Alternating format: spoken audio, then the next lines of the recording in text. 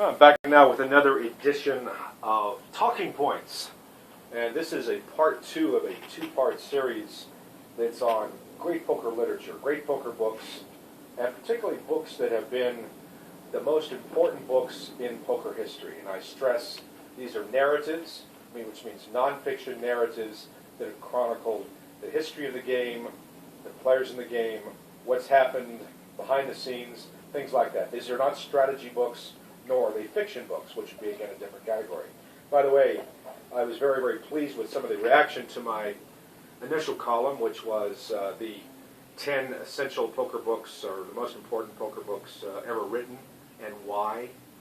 Got a lot of interest from not just players, but also the poker media, and I think a lot of writers. One of the things that I like to do is inspire, certainly a lot of the younger writers that are out there listening to me.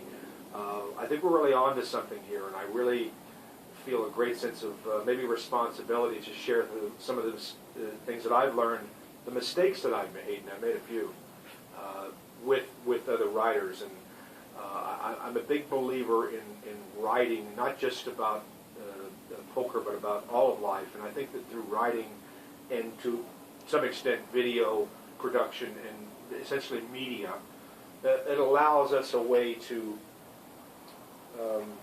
freeze these moments in time, and so they can always be with us, and we can appreciate them later.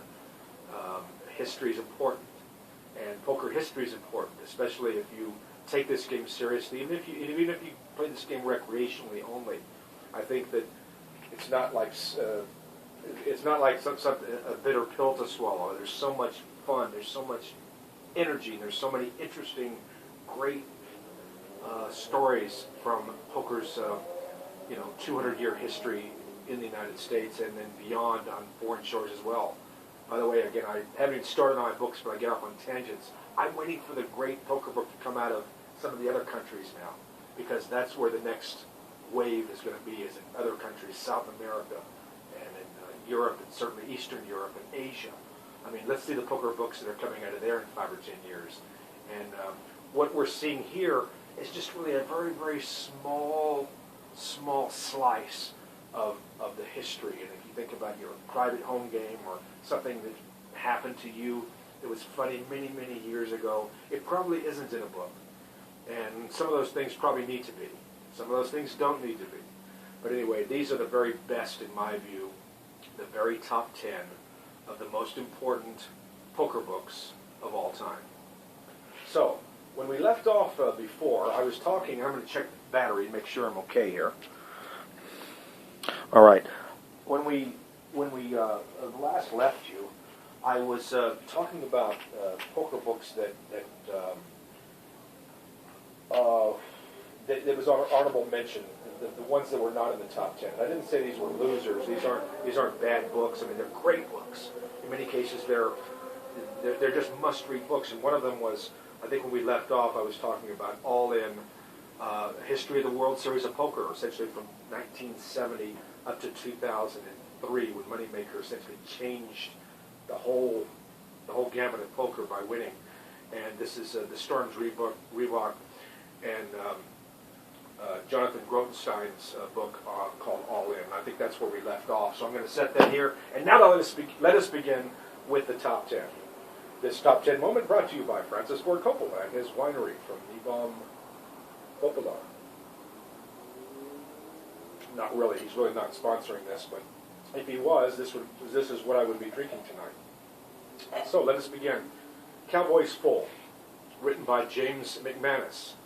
He's a Chicago-based author, writer, professor, very successful in writing, I believe, 3 or 4 books, I believe, and a couple of them on poker, and 2 very, very successful poker books, both of which, I stress, make the top 10.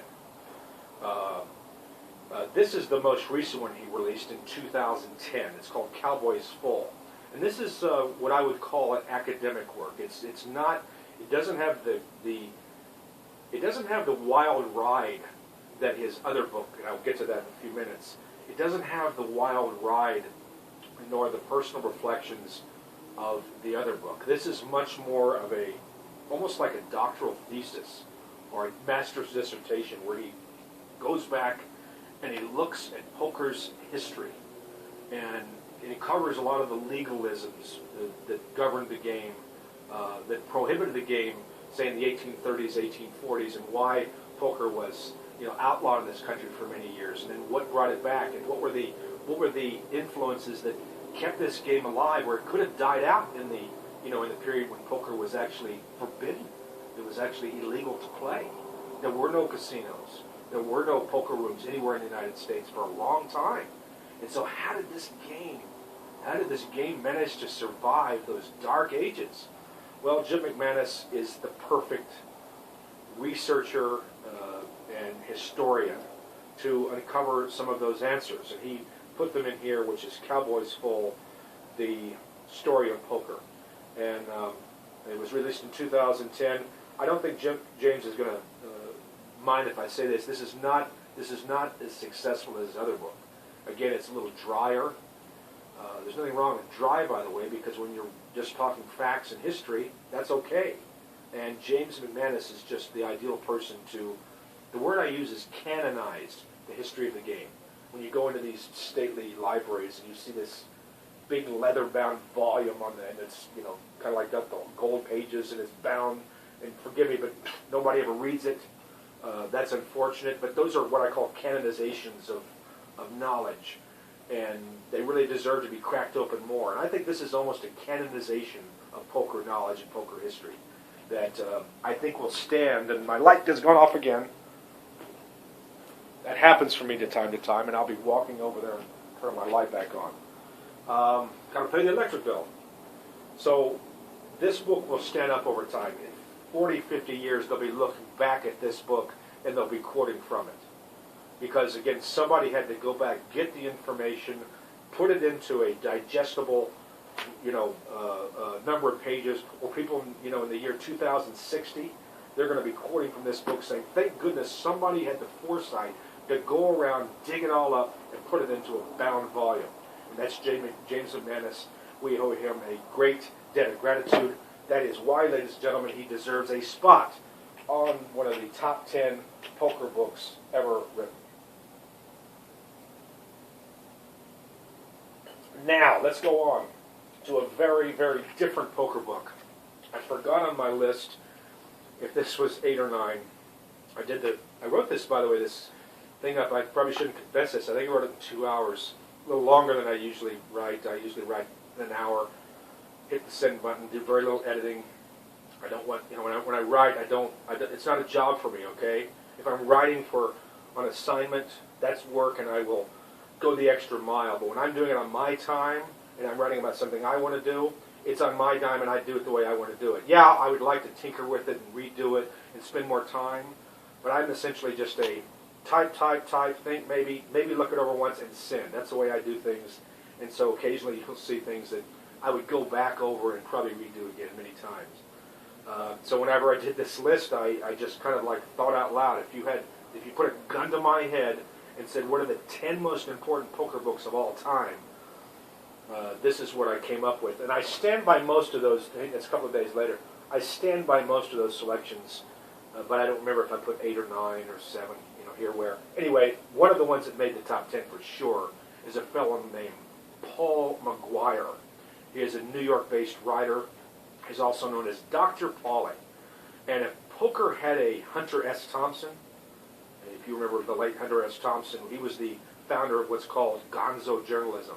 And he would go to these events that were rather staid or boring, such as political conventions or lopsided Super Bowl games, and he would often walk in and cover these events, and he was more interesting than the game or the event he was covering. He became the game.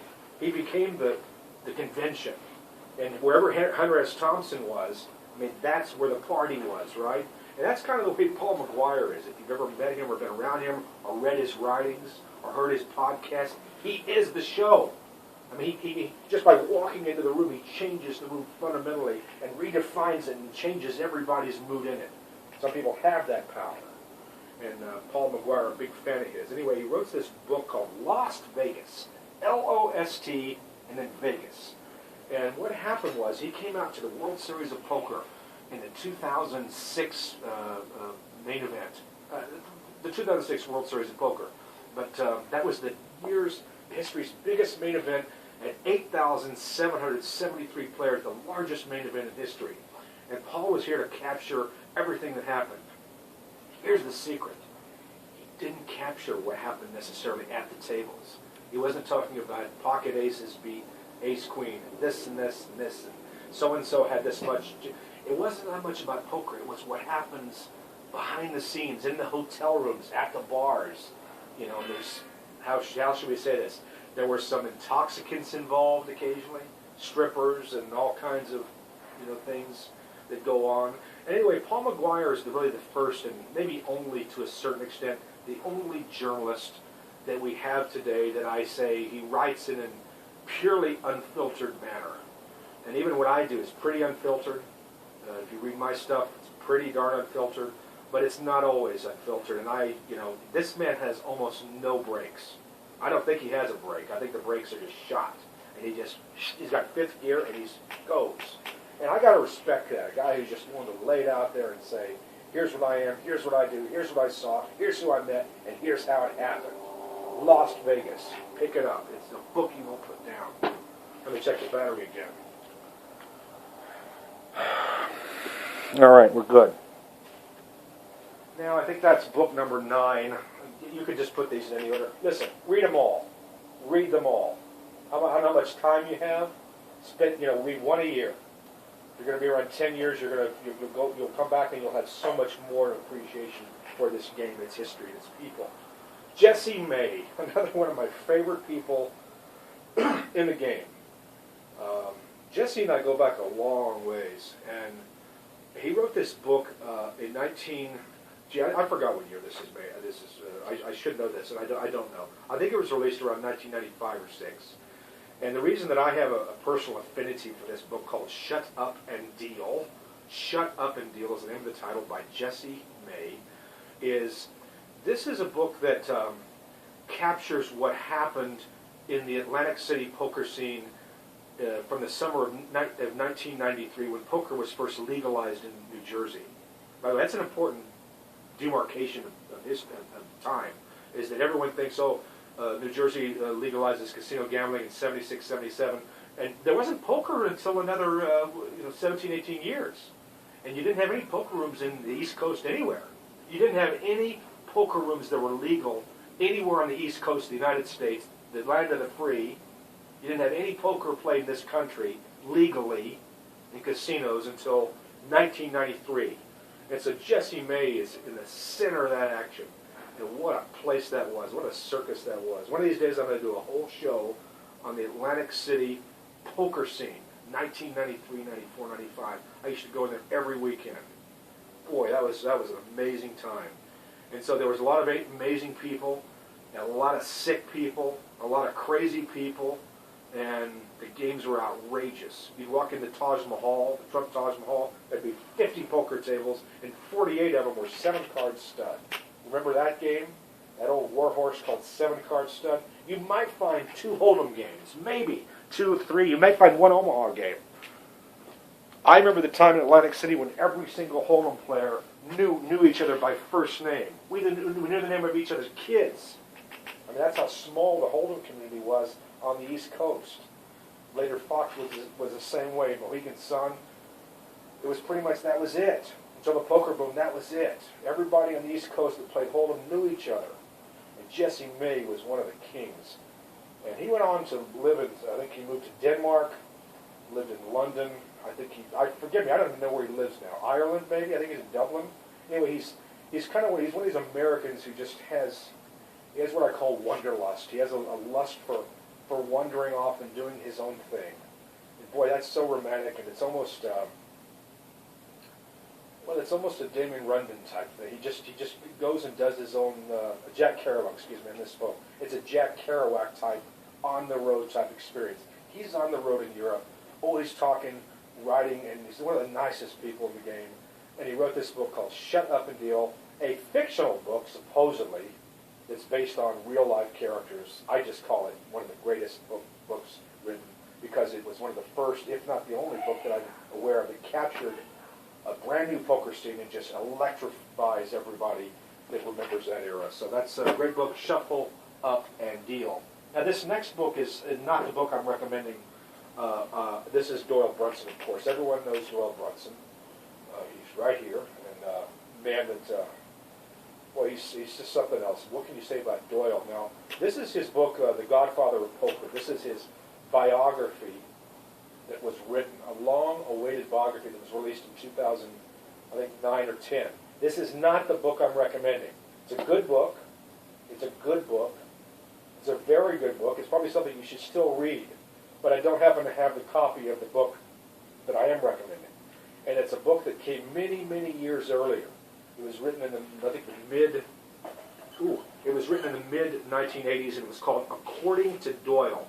And this was a play on words. If you recall, According to Hoyle, this is an old, it's the old thing about, manners, and it was called According to Hoyle, which is how to behave in certain social situations.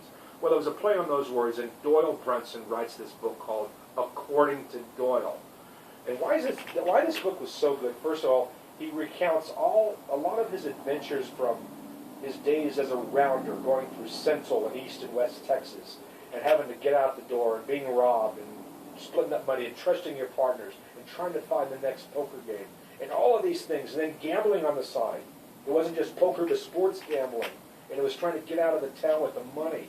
And he talks about all these things, and also this book is important, according to Doyle, because I think it codifies for the first time a term that I'll use, which is gambler's honor. I'll say that again, gambler's honor. And what that means is a gambler's word should be as good as gold.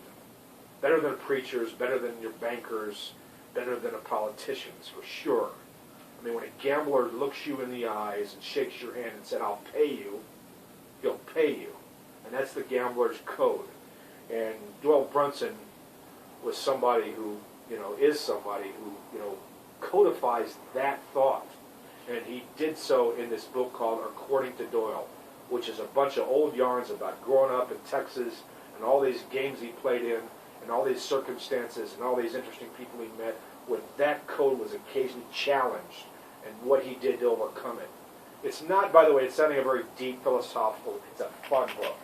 It's a fun book. It's a book I enjoy thoroughly. I haven't looked at it in many years. It's a book that it really, I think, again, it cemented my commitment to, well, a commitment to there needs to be something better in the game of poker. It's not just, it's not just a game and we wander aimlessly through it, trying to squeeze every single dollar we can out of our opponents and then just screw them. That's kind of the attitude with a lot of people, and today, you've got to leave something. You've got to do something.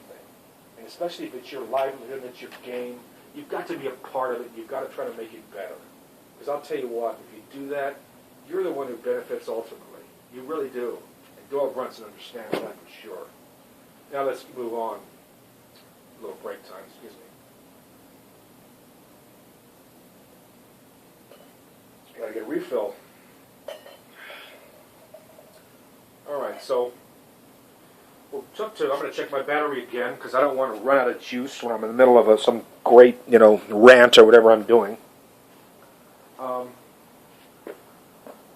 Michael Craig, writer that was out of Chicago, lives in Phoenix now, and he's been around the poker scene a good 10 years or so. What a fine, talented writer Michael Craig is. And this book is just absolutely marvelous. Marvelous. And let me tell you why it deserves a special place on the top 10 list. It's called The Professor, the Banker, and the Suicide King, Inside the Richest Poker Game of All Time. This book's very important for one very simple reason. It's the very first book in history to break through the what I call the granite wall that separated and still separates to a large extent the biggest cash games in the world. I remember for years going into places like the Mirage, or Bellagio, now the Aria. It used to be Binion's Horseshoe. Before that, the Silverbird, and the Dunes long before that. And remember those places? And you'd look off in this corner, and you'd see these people that you recognize. Some of them had cowboy hats. They had fancy clothes. They ate the best steaks, and they just lived life like there was no tomorrow. And I always wondered, especially when I was younger, before I got to be part of this community, I always wondered, God, I wonder what they talk about. I wonder what they say. I wonder what their life is like. And that's what most people who came into this game initially thought for many years. We always wondered, what are they talking about over there in that game? What are they doing? And so for many years we never knew. We were never able to penetrate the granite wall until Michael Craig writes the professor, the banker, and the suicide king. And he talks about Andy Beal, a Dallas banker, who comes to Las Vegas in, I think, 2004 or 5, forget me, I haven't looked at it in years. He comes to be a multi-millionaire Dallas banker, owns Beal Bank. He decides to play against something called the Corporation, and it was all the world's best poker players funnel their money into one bankroll. $20 million, something like that. I mean, if you took all the money and had it together, and Andy Beal he doesn't go to his bank, all right? He's not pulling money out of people's bank accounts, but the man is very wealthy, has a mathematics background, and a self-made man entirely. Brilliant man, Andy Beal. And he says, I want to play against the best, and I want to see how good I am. And he almost beats them. And he almost takes them all down and wipes them all out. This is the story about how it happened and how he almost took down the Corporation and changed poker forever. And in many ways, he did change poker forever. What a great story. What a great book by Michael Craig. The next book I don't have. And if Jim McManus is watching me now, he perhaps can fill this invisible void that's right in here. There's supposed to be a book right here. It's not here. And I don't remember if I loaned it out or lost it or left it somewhere. I don't know. Anyway, it is called Positively Fifth Street. Positively Fifth Street. Now this is a play, of course, on the old Bob Dylan album from the 1960s, Bob Dylan album, and so he plays on this. And Fifth Street, of course, is the last street of the river that's dealt in, in flop games, in Omaha or Hold'em, whatever. So it's Positively Fifth Street. Nice, clever word title. I remember when it was 2004. It comes out, by the way. I do now 2004, and it talked about a remarkable personal experience that Jim McManus has. This is almost like this is a fairy tale. For any writer, this is like stepping up into in Major League Baseball and getting a fastball by whoever it is, and then knocking it out of the park and hitting a home run. That's kind of what happens here with Jim McManus. He is again a Chicago-based writer, and he gets an assignment from Harper's Magazine, which is somewhat of a kind of like the Atlantic or Vanity Fair and Harper's. They all kind of the same. It's some of the best writers in the country, and commenting on society, and it's just whatever is in Harper's and whatever is in magazines like this. It is kind of the prevailing thought of the elite of the day. And so when Jim McManus gets this assignment to go play at the World Series of Poker and see what happens and write about his experience, that's pretty cool. It's really good for the World Series of Poker and to get this exposure. And so Jim McManus comes out. He has no idea what's going to happen to him. He doesn't even have the money. I think he got $4,000. Forgive me if I don't have these details right. He's got $4,000 advance. Comes out. It's $10,000 to play in the main event. $10,000. So he's only got $4,000 to as his bankroll. We okay? Okay. So he's got $4,000, and he's going to come out, and he wins a satellite. Wins a satellite into the main event of the World Series of Poker. Great! What a great story. So he's going to play in the World Championship of Poker. Fantastic. Well, I mean, if lightning striking, that's the first bolt. That's a rumble. That was a tiny thunderstruck bolt. And all of a sudden, what happens next is he plays the main event. He's playing against the best players in the world, and one by one, all these players tumble down and fall down, and he gets all the way to the final table. By the way, that just doesn't happen. It didn't happen back then, I should say. It happens more now. You got a lot more. You got a lot more players like this now than you used to. Back in, say, before the moneymaker era, before the poker boom, you didn't have amateurs that came in and just. This just didn't happen. I mean, it happened a few times, but it just was very rare. And so Jim McManus never played at this level before. Obviously a smart man, but no poker knowledge or experience to speak of. And he comes in and finishes fifth. He finishes fifth in the main event. So he talks about this experience in his book called Positively Fifth Street, and essentially he juxtaposes this story of what he does, and the good Jim, bad Jim, and he's kind of going through a lot of personal demons, and he talks about that, and he also, the Ted Binion murder trial is happening at the same time, which is the 2000, it was the spring of 2000, so Ted Binion had been murdered. This is where the tournament's held at Binion's Horseshoe, and one of the sons is Jack Binion's brother, or Benny Binion's son. One of the family pillars had a lot of problems, and he was killed. He was found murdered, and they have the trial in Las Vegas during the World Series of Poker. And so Jim McManus is covering that, following this, doing this, writing a book, coming in fifth in the main event. This is an amazing story. And, you know, poker's better off for that story. Poker's better off for what happened. Because he just, you know, has a dream come true. You've got this stuff about the Binion trial and this and that. Anyway, another great story that definitely is meritorious of your engagement.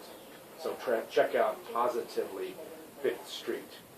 This other book, here's another book I don't have. It's the fourth best poker book. I should say the fourth most important book ever written. I'll check my battery because we're getting winding down here, and I don't want to lose anybody on these last few things. I actually argue with people. In fact, a co-author that I work closely with thinks this is number one.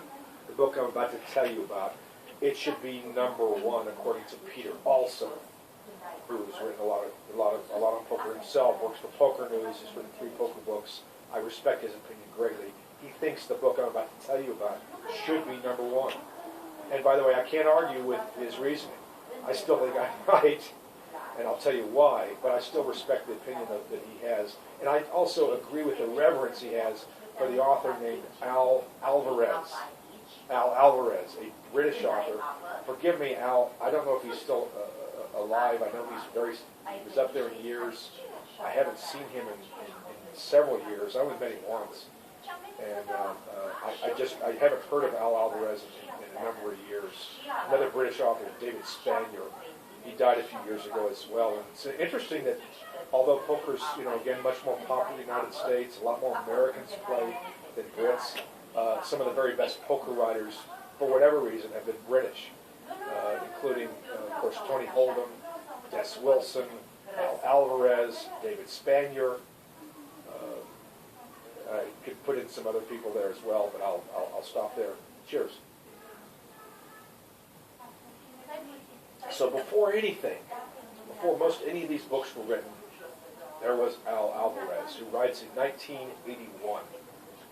He comes to the World Series of Poker for the first time. And you got to remember, this was a different era, a different time, when you didn't have foreign people.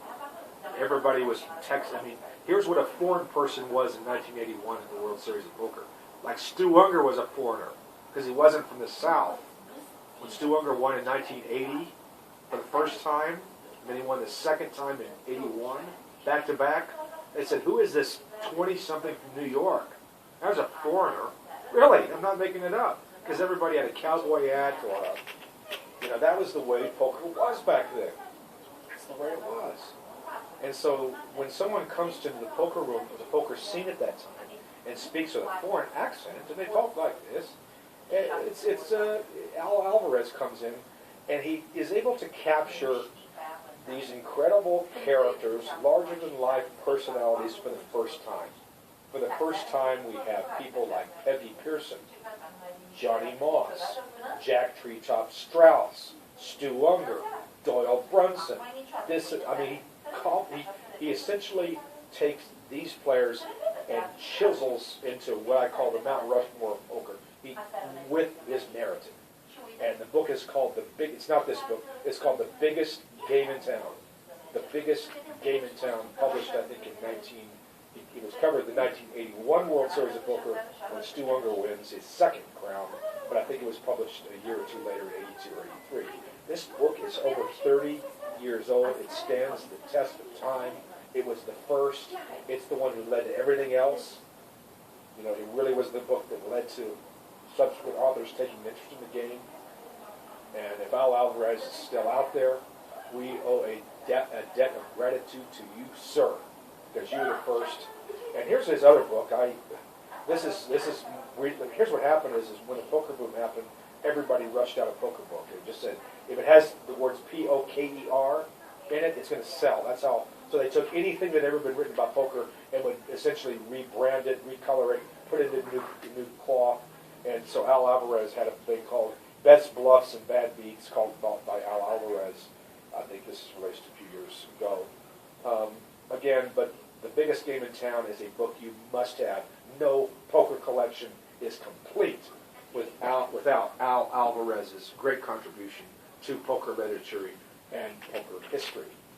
We're getting up to the final three now. The final three, the very, very best, most important poker books ever written, non-fiction narratives. And here we are, down to number 3, by Des Wilson, from Cornwall, England, originally from New Zealand, worked as a social worker for many, many years in London, sacrificing, working 12, 15-hour days for 20 years before he'd ever played a hand of poker. He paid his dues in society. Talk about a man who I respect, and that's Des Wilson. And so Des Wilson, later in his life, he's now, I think, in his 70s. I went to his home a few years ago. What a delightful man. And after he retired from his work in London, he decides to start writing about poker. He's written 14, 15 books, and he discovers poker, and he starts writing about it. He writes a biography on devilfish called Swimming with the Devilfish. And then in about 2005 or 6, he decides he wants to try to uncover and solve, I'm going to say this, wants to solve some of the greatest poker mysteries of all time. Yes, there are poker mysteries. There are mysteries that no one solved because the people are gone, because no one ever wrote things down, because there wasn't a historian of Des Wilson's note to go around and chronicle what happened. Things lost forever to history. And so we've started, unfortunately, believing some of the myths. And we don't really know fact from fiction until someone with the dedication of Des Wilson goes around and did what he did. I can't talk now. He went around the United States for about 6 months, and he goes to Deadwood, South Dakota, spends 2 weeks there, and wants to determine that Wild Bill Hickok, the aces and eights hand, did that really happen? Did that really happen? Well, of course, nobody's still alive that remembers that. That was in the 1870s, 1880s, whatever. I mean, that was 150 years ago. And so Des Wilson goes through and just exhausts every single resource, and he writes about that. Then he writes about, I'm going to spill all the things here. He writes about the game that we all took for granted. It was the Nick Dandelos, Johnny Moss game that allegedly took place in front of Binion's Horseshoe right after Jack Binion bought the Horseshoe in 47, 48. He decided to do something supposedly as a promotion. He decides to say, well, let's do. We've got Fremont Street, and every casino looks the same. So I'm going to put these high-stakes gamblers, I'm going to make a poker table right out front of the casino. They're just going to play poker all day. People are going to say, what's that? Look at all that money. Wow, look at all that. A really good promotional idea. And so this game allegedly took place. It went for several months between two of the greatest gamblers and poker players in history, Johnny Moss, the grand old man, and Nick, the Greek Dandelos, who died in 1966, and then I think Johnny Moss died in 1994. But before that, they played apparently this great, legendary, iconic poker game out in front of Binion's Horseshoe on Fremont Street. Des Wilson says it never took place. He says it never occurred. And he goes back. By the way, this is remarkable. He's challenging one of the sacred tenets of the game. I assumed it was true. Nobody ever questioned it. Des Wilson did the research. And he did research. He did research on other things too, like the 1972 World Series of Poker main event. This was won by Amarillo Slim. Did he really win the 72 main event? Did Amarillo Slim really win it? Des Wilson answers that question. But perhaps Des Wilson's greatest,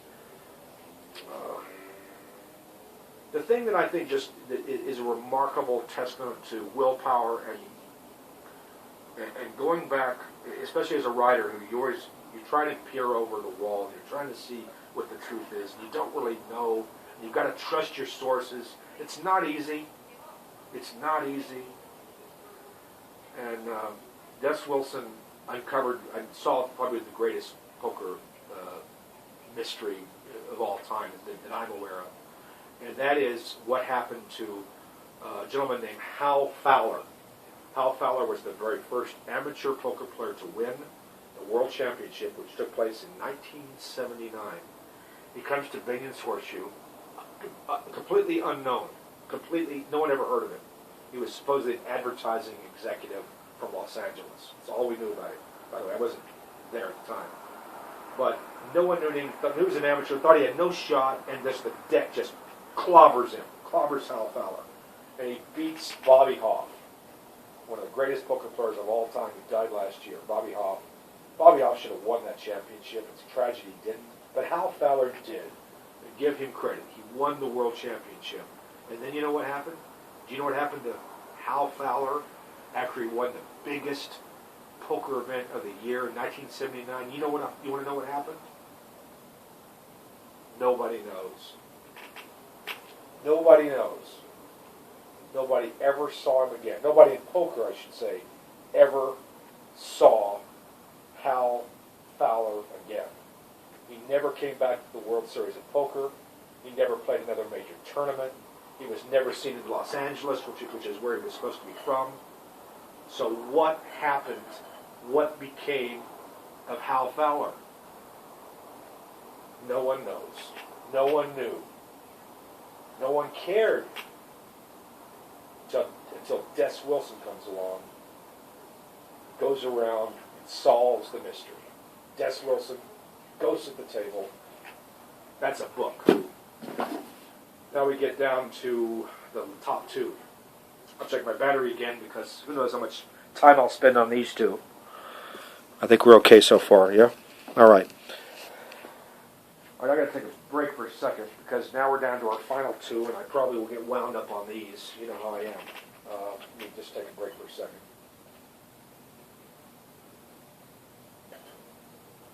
So, one of the first books that I ever read that really made I would call it a wow moment, a moment that I said, wow, that's a book, was this book. And there were a few of those. There were a few of those moments. I mean, I've read them all, and I've said wow a few times through the years. And I think it was back in the mid-'80s, I forgot the year, mid to late 80s, I was playing poker a lot in Dallas. I couldn't find a job. I was playing, dealing even some, and I just, anyway, I was absorbed in the poker, in the underground culture of games in Dallas in the 80s, and there was a lot of great players that came out of those games, by the way. And I went to a bookstore, and there weren't a lot of poker books at the time. This is before any books were written, pretty much, except for a few. And there was this book, and it was called Poker Faces by David M. Haino. I said, what's that? Poker Faces? It sounds like Poker Face, or maybe it's about tells, or about inflections in your face that give off. So I didn't really know what it was about. It seems a little misleading, the title. And I started thumbing through it, and I remember being in that bookstore, and I remember taking it. I think it's this very book. I've had this book 30 years. And I started opening it and started reading it, and I think I stood there for a couple hours, and I said, maybe I should just buy it. So here it is. It's called Poker Faces. This is a book that probably most of you have never heard of. If you're under the age of, say, 30, I'm almost certain you've never heard of it, because it was written before you were born. And what David Haino, who, by the way, I've never met him. I don't know this author. One of the few authors I don't know on my list here. but he was a graduate student, I think, at one of the California state universities, and he was doing a doctoral thesis, and it was on the subculture of poker, or the social, essentially what is the social culture like of this very eccentric group of people who go to card rooms and play.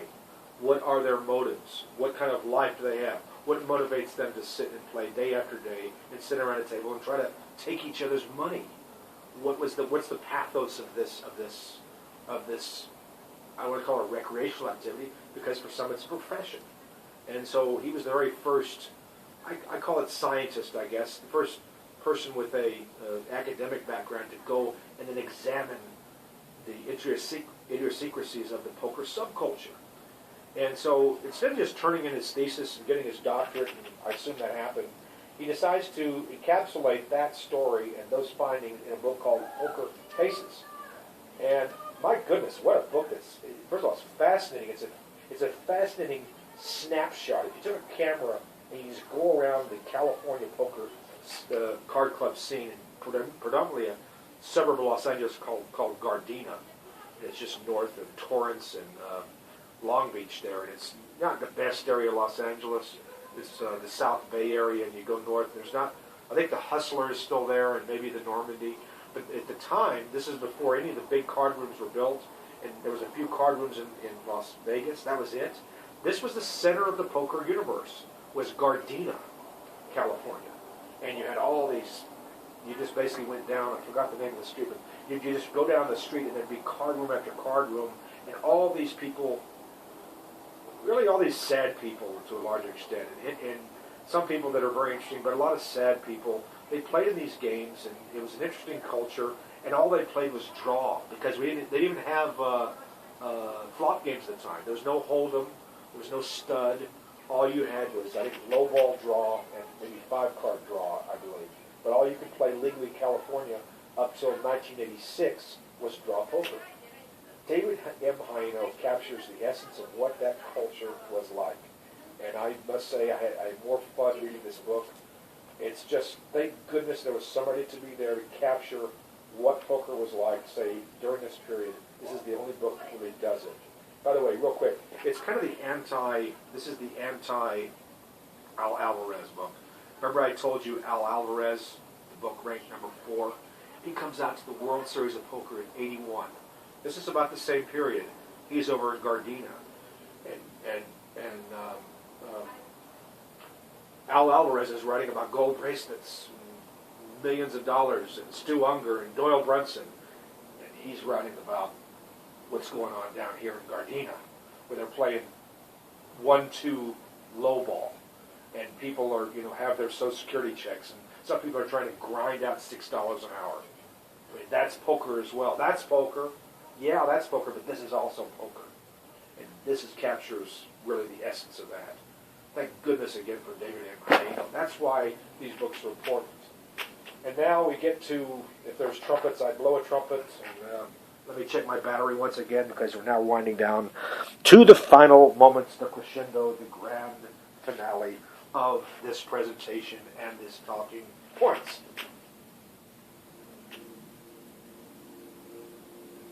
What is the most important poker book ever written? You could probably make a case for any one of the previous 9 poker books I have talked to you about here. You could make a case for any one of those 9, or you can make a case probably for some others. Real quick before I get to it, I've got to sidebar this for a second. Herbert O. Yardley, The Education of a Poker Player, 1957, a book that I omitted from my original list. Really the very first example of poker literature was Edward O. Yardley's 1957, The Education of a Poker Player. If that book would not have been written, would there be these other books? Probably so. But that was the first. So I think that probably should have been put in the top 10. Now, let us talk about the top poker book of my choice and why it is so. Tony Holden is a British author who has written 27 books, not on poker necessarily, but on people like Laurence Olivier, Prince Charles, and Shakespeare, and wars that I can't pronounce that took place in the 1600s. And this, I mean, he has been called the royal's biographer. He knows Prince Charles and these people on a first name basis. This is a man who has dedicated his life to the craft of communicating through the written word. He's made his life from that, and would not need for an iota, would not need to have written or played one poker hand in his life.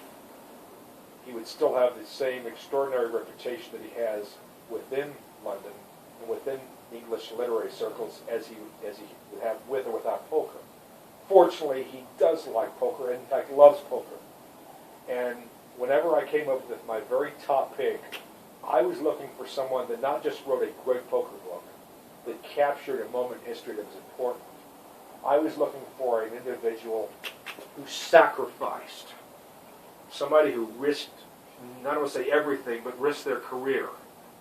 And let me tell you what